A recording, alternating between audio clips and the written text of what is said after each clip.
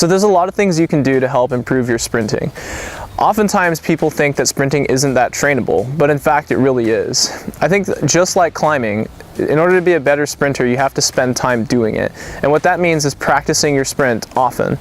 Sprinting is a pretty neuromuscular activity, and that means you have to spend time jumping as hard as you can and really training your muscles to fire in that pattern.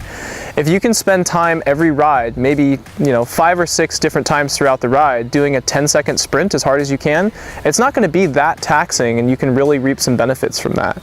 Other things that you can do are form sprints, or things that are at lower effort where you can focus on the mechanics of sprinting. Find a white line on the road and try to just spin up a gear, like maybe in your small ring, it doesn't have to be really hard, out of the saddle, hands in the drops, up to like 120 RPMs, and just hold it there for a second.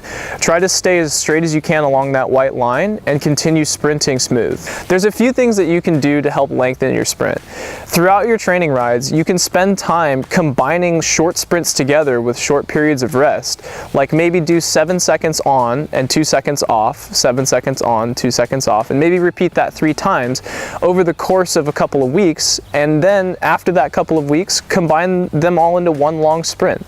That can be pretty beneficial for people, especially when they're first starting out with sprint training. Another thing that you can do is put your bike into a relatively big gear, large chain ring, maybe halfway down the cassette, and slow down to 5 to 10 miles an hour. Stand up and jump as hard as you can for 10 to 15 seconds, or until you spin the gear out. Hold that spinning cadence at like 100 to 120 RPMs, maybe for 15 seconds after that. You'll need a lot of rest between these efforts, and you might only be able to do 5 or 6 of them in an hour workout, but it'll be really hard and it'll help your sprint power.